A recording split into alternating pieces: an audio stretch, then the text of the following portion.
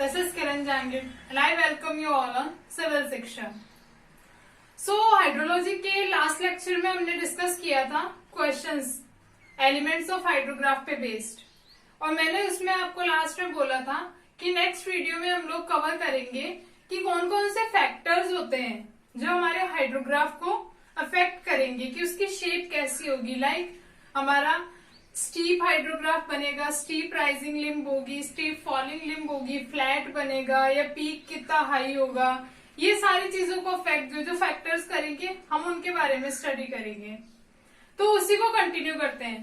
देखो, सबसे पहले तो हाइड्रोग्राफ बनने के लिए सबसे इम्पोर्टेंट चीज क्या होती है कि बारिश हो, मतलब रेनफॉल इम्पोर्टेंट है।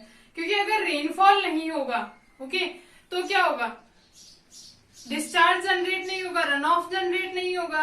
अगर रन ऑफ ही जनरेट नहीं होगा तो हम टाइम के साथ वेरिएशन किसका ड्रॉ करेंगे। ओके, तो सबसे पहले इम्पोर्टेंट है रेनफॉल का होना, और दूसरी इम्पोर्टेंट चीज यहाँ रहती है कि वो रेनफॉल कहाँ हो रही है, वो कैचमेंट। ओके, तो हमारे लिए जो अफेक्ट करने वाले मेजरली दो फैक्टर्स हैं वो कौन कौन से हो गए। फर्स्ट तो कैचमेंट कैरेक्टरिस्टिक्स, इनको हम डिटेल में डिस्कस करेंगे, लेकिन दो मेजर फैक्टर हमारे क्या हो गए, कैचमेंट कैरेक्टरिस्टिक और स्टॉर्म कैरेक्टरिस्टिक। अब देखो, कैचमेंट का मतलब तो आपको क्लियर है, मतलब एक स्ट्रीम में बारिश होने से जिस एरिया से एक पर्टिकुलर स्ट्रीम में वाटर आ रहा है ओके मेन स्ट्रीम में, वो सारा एरिया जो है उसको हमने कैचमेंट बोला था। और स्टॉर्म का क्या मतलब है, तो हमारा जो रेनफॉल होता है उसको हम हाइड्रोलॉजी की टर्म्स में स्टॉर्म बोलते हैं। ठीक है, तो वन बाय वन हम इनको कंटिन्यू करते हैं। पहले हम बात करते हैं कैचमेंट कैरेक्टरिस्टिक। अब कैचमेंट कैरेक्टरिस्टिक मतलब देखो, फर्स्ट कैचमेंट कैरेक्टरिस्टिक अगर बात करें तो एरिया कितना है हमारे कैचमेंट का और ये कैसे इफेक्ट करेगा। देखो, एरिया जो है, एरिया, अब इसके लिए एक एग्जांपल लेते हैं अपनी प्रैक्टिकल लाइफ से। ओके, ज्यादा आपको डीप में नहीं जाना है, जितना बता रही हूं उतना ही सोचना है। ओके, तो लेट्स कंसिडर द बाथरूम। ठीक है, आपने उसमें शावर ऑन किया, रेनफॉल स्टार्ट हो गई, आपका बाथरूम आपका कैचमेंट हो गया। ओके, अब रेनफॉल स्टार्ट हो गई तो यहाँ एक अजम्पशन आपको क्या रखना है कि रेनफॉल की इंटेंसिटी पूरे कैचमेंट में सेम रहती है और सेम टाइम के लिए, मतलब सारे टाइम पूरे कैचमेंट में बारिश हो रही है। ये चीजें आपको अज्यूम करनी है।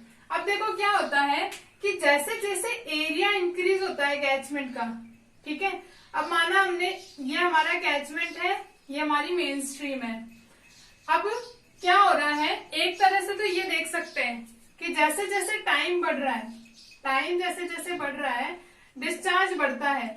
हमने ऐसा कुछ शेप ड्रॉ किया था हाइड्रोग्राफ का। ठीक है, तो इसका मतलब क्या है, इस एरिया का मतलब है टाइम बढ़ रहा है। देखो क्या होता है, इनिशियली 2 मिनट में हमने देखा कि स्टॉर्म स्टार्ट हुआ, उसके 2 मिनट बाद हम यहाँ डिस्चार्ज वेरिएशन देखते हैं।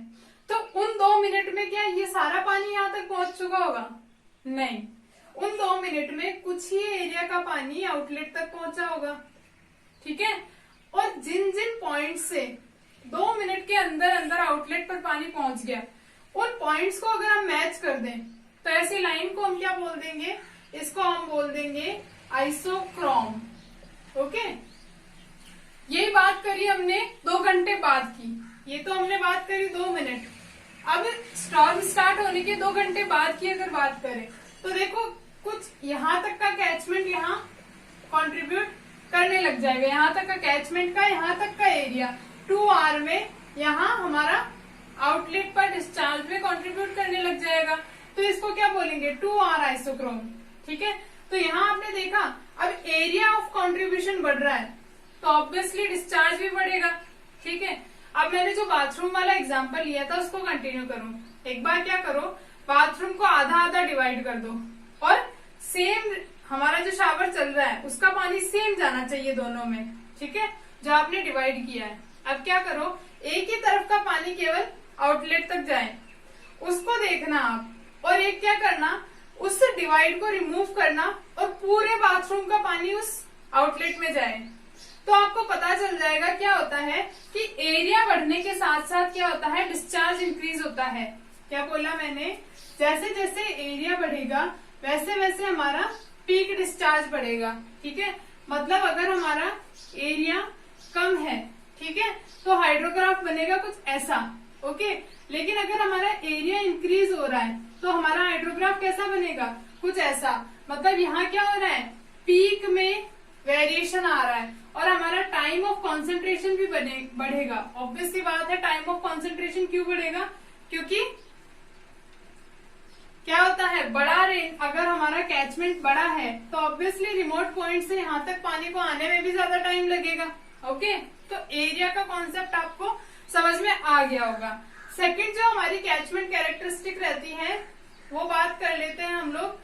शेप कैसा है हमारे कैचमेंट का, क्या है, शेप। अब देखो शेप पे कैसे मैटर करेगी, यहाँ हम दो टर्म यूज करते हैं शेप के लिए।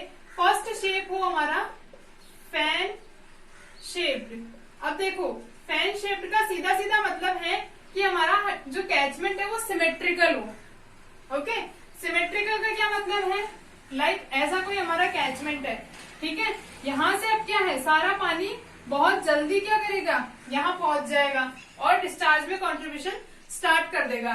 वहीं अगर हमारा कैचमेंट कुछ इस तरीके का है, ओके, तो रिमोट पॉइंट से पानी यहाँ तक आने में ज्यादा टाइम लगेगा। इसको क्या बोलते हैं, फर्न शेप, मतलब अनसिमेट्रिकल। ठीक है, तो अनसिमेट्रिकल और सिमेट्रिकल से हाइड्रोग्राफ में क्या फर्क पड़ेगा, देखो अगर मैं कुछ इस तरीके से हाइड्रोग्राफ ड्रॉ करती हूँ और हमारा सिमेट्रिकल है तो क्या होगा, कुछ इस तरीके से ये हाइड्रोग्राफ बनता है। मतलब जो हमारी फॉलिंग लिम्ब है वो स्टीप फॉलिंग लिम्ब बनती है। ऐसा क्यों, देखो अगर यहाँ सिमेट्रिकल कैचमेंट है तो पानी क्या है, बहुत जल्दी जल्दी यहाँ तक पहुंच जाएगा, सारा पानी बहुत जल्दी डिस्चार्ज हो जाएगा। ठीक है, और इसका पीक भी हाई होगा। अगर फर्म शेप्ड है तो क्या है, पीक रीच करने में टाइम भी ज्यादा लगेगा और क्या होगा, हाइड्रोग्राफ पीक भी कम होगा। ओके, तो ये हमारा फर्स्ट केस है, इसके लिए ये हाइड्रोग्राफ जिसका पीक भी हाई है और इसका टाइम ऑफ पीक अचीव करने में जो लगा है वो भी कम है। लेकिन अगर फर्म शेप मतलब अनसिमेट्रिकल की बात करते हैं तो इसका पीक भी कम है फर्स्ट के कंपैरिजन में सेकंड का, और इसका जो टाइम अचीव करने में लग रहा है पीक को वो भी ज्यादा है। ओके, तो आगे बढ़ते हैं। शेप की बात हो गई और एरिया की बात हो गई। थर्ड जो हमारा पॉइंट रहता है इसमें वो क्या रहता है, देखो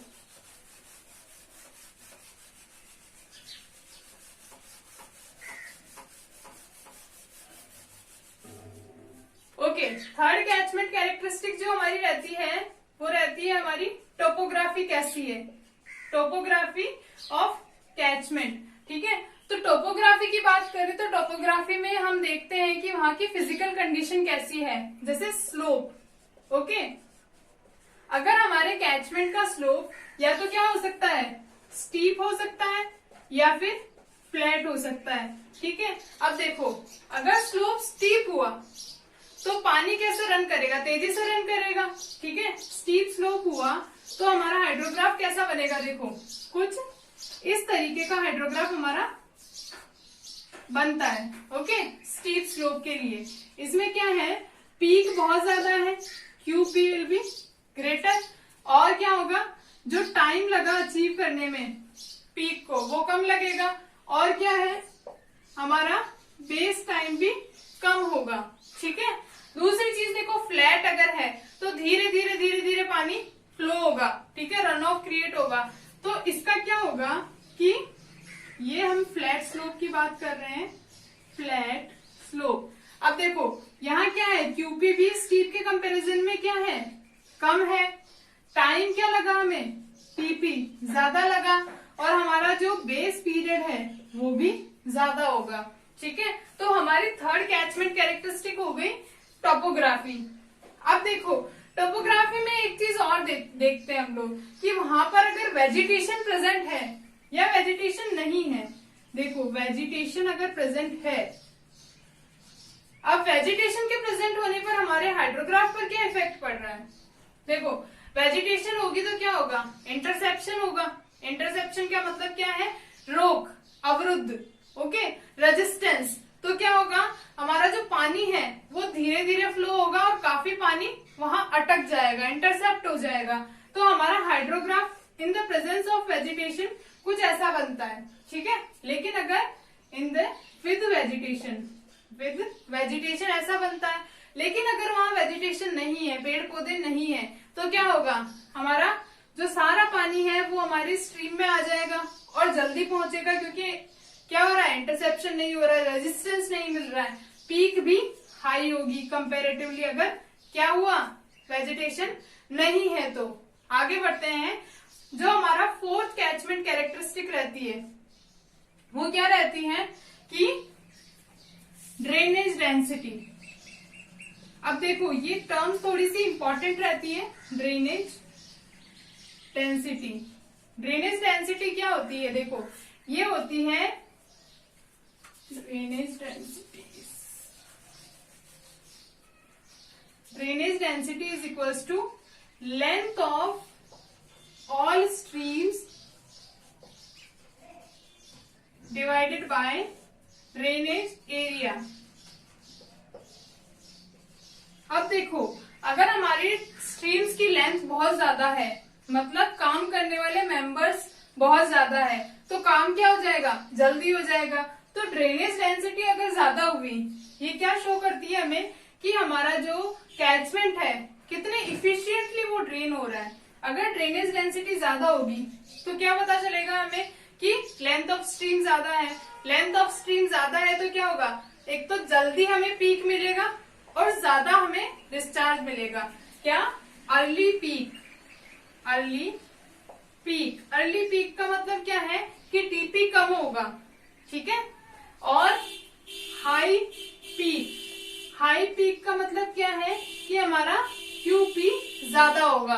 क्या होगा, क्यूपी ज्यादा होगा और टीपी कम होगा, ठीक है। अब देखो नेक्स्ट आता है हमारा स्ट्रीम डेंसिटी। कैचमेंट कैरेक्टरिस्टिक की हम बात कर रहे हैं अभी तक, आता है हमारा स्ट्रीम डेंसिटी। अब स्ट्रीम डेंसिटी में क्या होता है, देखो फॉर्मूला देखो स्ट्रीम डेंसिटी का।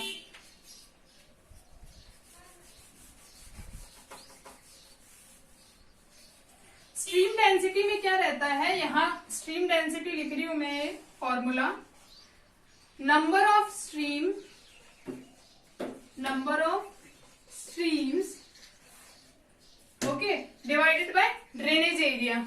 अब इसको एक एग्जांपल से समझते हैं। नंबर ऑफ स्ट्रीम ज्यादा होने का क्या मतलब है, एक बड़ा सा ऑडिटोरियम है, ओके, एक तो उसमें एक ही गेट है, तो सब लोग क्या है उस एक ही गेट से निकलेंगे तो टाइम क्या लगेगा, ज्यादा लगेगा, ठीक है। और दूसरी बात करते हैं हम लोग कि एक ऑडिटोरियम है जिसमें 3-4 गेट दे रखे हैं, ठीक है, असेसिबल पॉइंट्स पर, ओके। तो क्या होगा ऐसे केस में, जिसमें सेकंड केस में ज्यादा नंबर ऑफ गेट्स हमने प्रोवाइड किए हैं, वहां से लोग क्या करेंगे, जल्दी निकल जाएंगे और आराम से निकल जाएंगे, कोई धक्का मुक्की नहीं होगी। सेम केस है स्ट्रीम डेंसिटी के साथ। स्ट्रीम डेंसिटी क्या है, नंबर ऑफ स्ट्रीम, मतलब जो काम करने वाले लोग हैं वो पूरे ड्रेनेज एरिया में क्या है, बहुत ज्यादा होंगे अगर ज्यादा होगी तो, और काम करने वाले लोग ज्यादा हैं, जल्दी निकल रहे हैं बाहर, तो क्या हो रहा है, फ्लड के चांसेस बढ़ जाते हैं अगर स्ट्रीम डेंसिटी ज्यादा होती है तो, ओके। Let's continue. नेक्स्ट क्या है हमारी, 6 नंबर है हमारी कैचमेंट कैरेक्टरिस्टिक्स में 6 की बात कर रहे हैं हम लोग, अर्बनाइजेशन।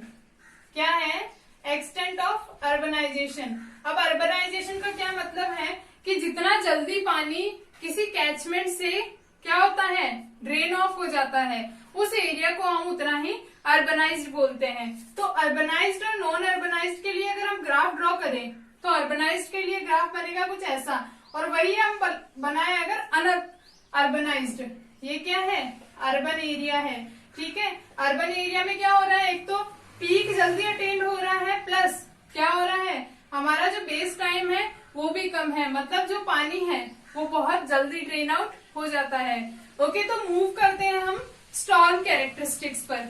ये तो बात हो गई हमारी कैचमेंट कैरेक्टरिस्टिक पर।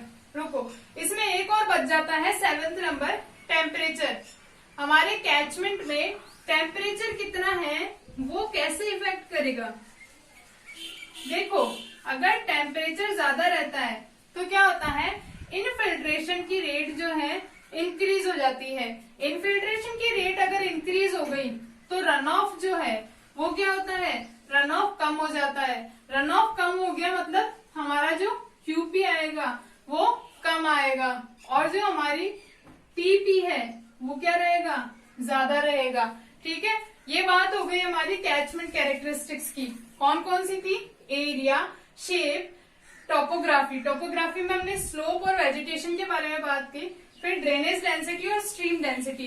ड्रेनेज डेंसिटी में मैंने आपको बताया कि length of total streams divided by drainage area, और स्ट्रीम डेंसिटी में मैंने आपको बताया total number of streams divided by drainage area.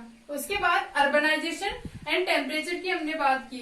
यहाँ पर ये दोनों पॉइंट्स जो है ड्रेनेज डेंसिटी और स्ट्रीम डेंसिटी, अगर ये हाई रहते हैं इसका मतलब क्या है, एक तो हमारा जो सिस्टम है, जो हमारा कैचमेंट वाटरशेड सिस्टम है वो इफिशियंट है। इफिशियंट क्यों है, देखो जल्दी कोई काम हो रहा है, ठीक है, काम करने वाले लोग ज्यादा है तो, लेकिन उसके साथ साथ देखो जो हमारी पीक है वो जल्दी अटेंड हो रही है, तो हमारे फ्लड के चांसेस बढ़ जाते हैं अगर हमारी ड्रेनेज डेंसिटी और स्ट्रीम डेंसिटी ज्यादा होती है। ओके, सो मूव करते हैं स्टॉर्म कैरेक्टरिस्टिक पर। अब स्टॉर्म कैरेक्टरिस्टिक्स क्या हो सकती है, देखो फर्स्ट जो स्टॉर्म कैरेक्टरिस्टिक है कि इंटेंसिटी ऑफ रेनफॉल। अब देखो आप इंटेंसिटी कैसे इफेक्ट करेगी हमारे हाइड्रोग्राफ को। अगर इंटेंसिटी कम है, देखो इंटेंसिटी अगर कम है, ठीक है, तो हमारा क्यूपी क्या होगा, कम होगा, ऑब्वियस सी बात है। अगर इंटेंसिटी क्या है, ज्यादा है, तो हमारा क्यूपी क्या होगा, ज्यादा होगा। ये चीज तो नॉर्मल सी आपको समझ में आई जानी चाहिए, ठीक है। फिर दूसरी चीज यहाँ पर रहती है हमारी इंटेंसिटी के बाद, वो रहती है हमारी टाइम ड्यूरेशन। टाइम ड्यूरेशन, कितने टाइम के लिए रेनफॉल वहां पर हो रही है। ओके, टाइम ड्यूरेशन, अगर टाइम ज्यादा है तो ऑब्वियसली हमारा डिस्चार्ज ज्यादा होगा। ओके, और मे बी हमारा बेस पीरियड भी क्या होगा, ज्यादा होगा। तो इस तरीके से हमने अभी तक डिस्कस कर लिया है कि किस तरह से हमारे हाइड्रोग्राफ को कौन कौन से फैक्टर्स हैं जो अफेक्ट करेंगे। ओके, नेक्स्ट लेक्चर में हम लोग जो बात करेंगे वो करेंगे कि कौन कौन से अजम्पशंस हम लेते हैं हाइड्रोग्राफ ड्रॉ करने के लिए। Okay, so please like, share and subscribe the video. Thank you so much for watching the video. Thank you.